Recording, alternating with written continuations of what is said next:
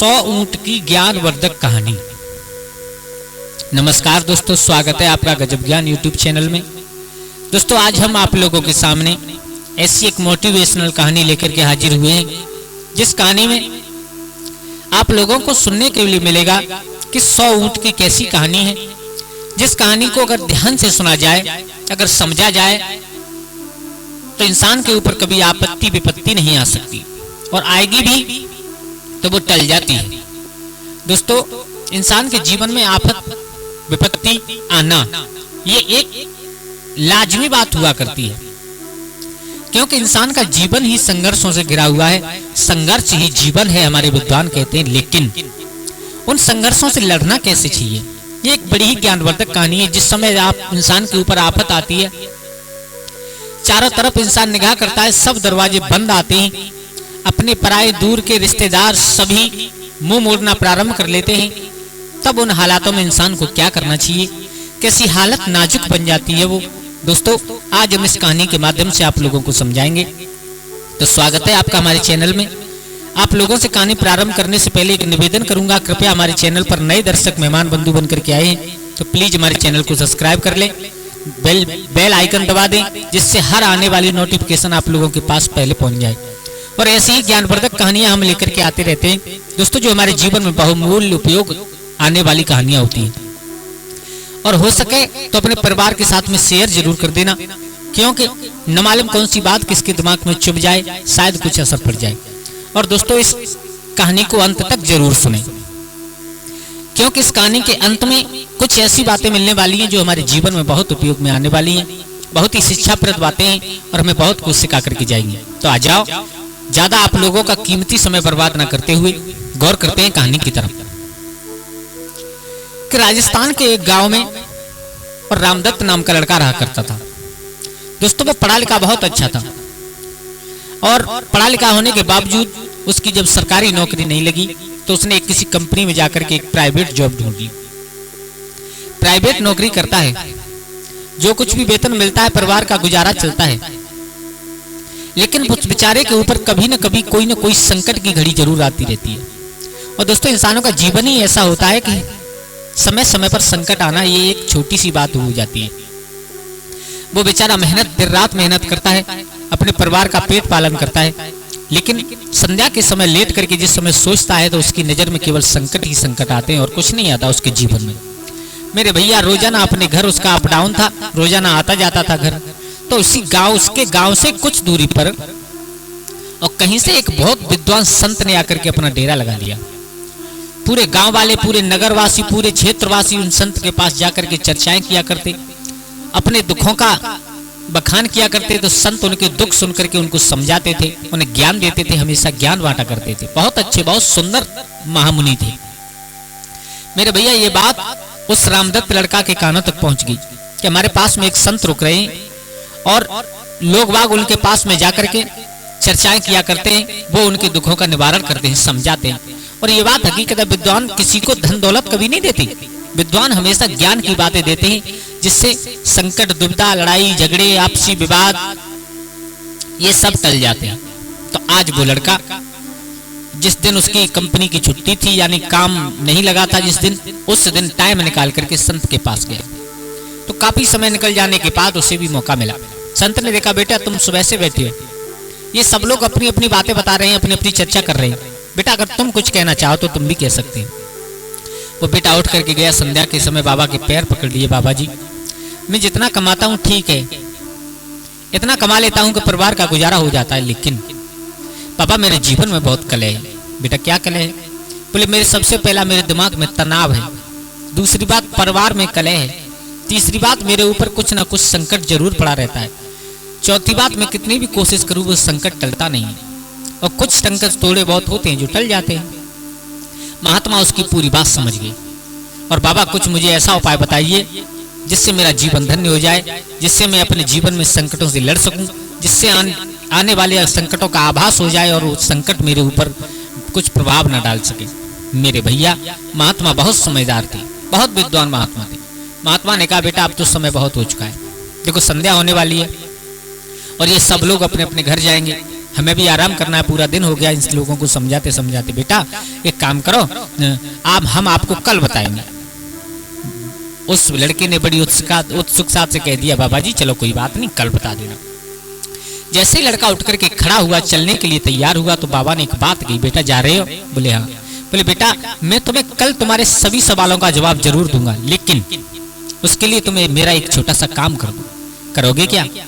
बेटा ने बड़ी तसल्ली से, बड़े विश्वास के साथ में कह दिया, हाँ बाबा जी जरूर करूंगा, बताइए आपकी क्या आज्ञा है, मैं आपकी क्या सेवा कर सकता हूँ। तो बाबा ने कहा, सुनिए बेटा, तुम्हें कुछ नहीं करना है, जो मेरे पास 100 ऊंट है, ऊंट 100 है, उन 100 ऊंट की रखवाली करने वाला आज थोड़ा सा परेशान है, उसके शरीर में दिक्कत है, तो आज मैं चाहता हूं कि आज रात्रि भर मेरे ऊंटों की तुम देखभाल करो, आज अपने घर मत जाओ, यही मेरे पास रहकर, जो मेरे पास 100 ऊंट हैं चरने के बाद आ रहे होंगे, उनकी रात्रि भर देखभाल करना तुम। बेटा ने सोचा चलो एक रात की बात है, कोई बात नहीं, कर देंगे। बोले बाबा जी जैसी आपकी आज्ञा, आप कहोगे हम वैसा करेंगे। मेरे भैया संध्या हुई, संध्या होने के बाद में ऊंट चराने वाले ऊंट लेकर के आए, लाकर के खिरक में बंद कर दिए, जाकर के वो सब नौकर तो सो गए। अब जैसे ही बेटा का नंबर आया उन ऊंटों की देखभाल करने के लिए, तो चलते समय महात्मा ने एक बात कह दी, बेटा जा रहे हो? बोले हाँ। कहाँ जा रहे हो? बोले ऊंटों की देखभाल करने। बोले बेटा जा तो रहे हो, लेकिन इतना ध्यान रखना एक बात का मेरा। क्या? बोले तुम तब तक मत सो यार, सोना कि जब तक सब ऊंट सो नहीं जाए। क्या बाबा? बोले हाँ, जब तक सब ऊंट, सारे ऊंट सो नहीं जाए तब तक तुम सोना मत, उनकी रखवाली करना, देखभाल करना। बेटा ने कहा ठीक है बाबा जी। चला गया बेटा, खिरक में चारपाई डाली, उस पर बिस्तर लगाया और बैठ गया। उसने कोशिश की, थोड़ी बहुत देर देखता रहा, शायद ऊंट बैठ जाए। एक बैठ जाता है, एक उठ जाता है, एक बैठ जाता है, एक उठ जाता है, सब ऊंट एक साथ नहीं बैठे। उसने विचार किया चलो सबको बिठाई देता हूं। उठ करके गया, एक को बिठाता है तो दूसरा थोड़ी देर बाद खड़ा हो जाता है। मेरे भैया धीरे धीरे पूरी रात्रि निकल गई, न तो बेटा की आंख से आंख लगी, न पलक झपका, न नींद आई, पूरी रात निकल गई। सुबह हुआ, संत जागे, स्नान ध्यान से निवृत्त होकर गायत्री मंत्र का जाप करने के बाद में संत खिरक पर पहुंचे। इस बेटा से जाकर के कहा, बेटा कैसी रही तुम्हारी रात, कैसी अच्छी नींद आई तुम्हें यहाँ पर, क्या हुआ? बेटा को एक बार के लिए थोड़ा कुछ और महसूस हुआ। फिर बेटा ने विचार किया, कोई बात नहीं बाबा जी, आप नींद की बात कर रहे हो, नींद तो हमें बिल्कुल नहीं आई। बोले क्यों? बोले आज हम पूरी रात नहीं सोए। बोले क्यों? बोले संध्या की याद करो, जब हम चले थे इन ऊंटों की रखवाली करने, तो आपने एक बात कही थी कि जब तक सब ऊंट नहीं सो जाएं तब तक तुम सोना मत। इसलिए बाबा ऐसा कोई समय ही नहीं आया पूरी रात्रि में जो कि सारे ऊंट एक साथ बैठ करके सो जाते। बाबा जी मैंने 1000 कोशिश की, एक को बिठाता हूं तो एक खड़ा हो जाता था, एक को बिठाता तो एक खड़ा हो जाता था, कुछ अपने आप बैठ जाते, कुछ अपने आप खड़े हो जाते। बाबा जी मेरी पूरी रात्रि निकल गई, आंख से आंख नहीं लगी है। संत ने कहा कैसा महसूस कर रहे हो तुम? बोले बाबा जैसा भी है, एक रात्रि की बात थी, मैंने आपकी और वो रात्रि काट दी। अब आप मुझे मेरे मेरे सवालों का जवाब दे दीजिए, जिससे मेरे दिल में तसल्ली हो जाए। महात्मा ने कहा बेटा तुम मूर्ख हो, हैं? तुम अभी नहीं समझ पाए, मैंने तुम्हें अपने यहाँ क्यों रखा, यही दिखाने के लिए रखा था। बेटा जिस प्रकार ये ऊंट कोई अपने आप बैठ जाता है, कोई अपने आप खड़ा हो जाता है, किसी को तुम बिठाते हो तो बैठ जाता है, किसी को तुम बिठाते हो तो बैठता भी नहीं है, और किसी को अगर तुम उसे छोड़ करके एक चारपाई पर बैठ जाओ तो अपने आप भी बैठ जाता है। यानी कहने का मतलब सभी ऊंट बेटा आज तक मेरे एक साथ नहीं बैठे। तो फिर बाबा जी आपने मुझसे ये क्यों कहा था कि जब सारे ऊंट बैठ जाएं तब तुम सोना, इसका क्या कारण है? बोले इसीलिए मैंने कहा था, मुझे मालूम था कि ना तो सारे ऊंट बैठेंगे ना तुम पूरी रात सो पाओगे, इसलिए मैंने ये बात कही थी। और बेटा ऐसी इंसान की असल जिंदगी हुआ करती है। इंसान के ऊपर नंबर से दुख आते जाते हैं, संकट आते जाते हैं। इंसान एक संकट को टालता है तब तक दूसरा खड़ा हो जाता है, दूसरे को टालता है तब तक तीसरा खड़ा हो जाता है। कुछ संकट ऐसे होते हैं जो अपने आप टल जाते हैं समय के अनुसार, कुछ संकट ऐसे होते हैं कि तुम उन्हें टालो फिर भी नहीं टलते। तो बेटा ये इंसान की जिंदगी ऐसी होती है। तुम्हारे ऊपर कितने संकट हैं। कोई संकट तो ऐसा होगा कि जिसे तुम टालोगे वो टल भी जाएगा, कोई संकट ऐसा होगा जिसे तुम टालोगे फिर भी नहीं टलेगा, कोई संकट ऐसा होगा जो अपने आप टल जाएगा, और कोई संकट ऐसा होगा जो टालोगे फिर भी नहीं टलेगा, ना अपने आप टलेगा, वो समय आने पर ही अपने आप टलेगा। बेटा इसलिए जिंदगी में कभी दुखी नहीं होना चाहिए इंसान को। जो संकट टालने लायक हैं, जिनकी सामना करने की हमारी हिम्मत औकात है, उनका हम सामना करें, अन्यथा समय के भरोसे छोड़ दें। वो अपने आप टल जाते हैं। और बेटा आदमी की तो जीवन ही ऐसा होता है, संघर्ष ही एक जीवन हुआ करता है।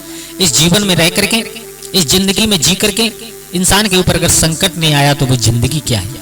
इसलिए बेटा तुमसे मेरा यही कहना है कि तुम्हारे ऊपर जितने भी संकट आएंगे, अभी तो कम है, आगे चल करके तुम्हारा परिवार बड़ा होगा और ज्यादा संकट आएंगे। एक को टालोगे दूसरा तैयार हो जाएगा, दूसरे को टालोगे तीसरा तैयार हो जाएगा। तब तक आप पीछे नजर करके देखना कि जो पहला वाला था वो अपने आप टल जाएगा। बेटा इसलिए कभी भी अपनी जिंदगी से हताश नहीं होना चाहिए। हम संकटों को एक साइड में रख करके अपनी अनमोल जिंदगी को बड़े हर्षोल्लास कीमत के साथ जिए तो ज्यादा अच्छा है। इन संकटों के पीछे भागते भागते हमारा जीवन निकल जाएगा बेटा, लेकिन कभी आज तक ऐसा कोई नहीं हुआ जिसके ऊपर कोई संकट ना पड़ा हो। तो दोस्तों ये बात बिल्कुल हकीकत है। इंसान के जीवन में संकट आना, खुशी आना, गम आना, ये तो सब लगे रहते हैं, लेकिन इंसान को कभी भी अपनी असलियत जिंदगी नहीं भूलनी चाहिए। और जो संकट के पीछे दौड़ने के चक्कर में अपना कर्म भूल जाते हैं वो तो और ज्यादा संकट में पड़ जाते हैं। इसलिए इंसान को संकट की घड़ी में हमेशा डट करके मुकाबला करें। और कुछ संकट ऐसे होते हैं जिन्हें समय के ऊपर छोड़ दें। तो दोस्तों ये छोटी सी कहानी आप लोगों को कैसी लगी, उम्मीद करता हूँ अच्छी लगी होगी। अगर इस कहानी से कुछ सीखने के लिए मिला हो तो प्लीज कमेंट में एक बार जरूर लिख करके बताएं और जय श्री राधे जरूर लिख करके जाएं। आज के लिए बस इतना ही, कल फिर मिलते हैं किसी नई कहानी, एक नई चर्चा के साथ। तब तक के लिए सभी लोग आनंदित रहें, खुश रहें। जय श्री राधे, जय श्री राम।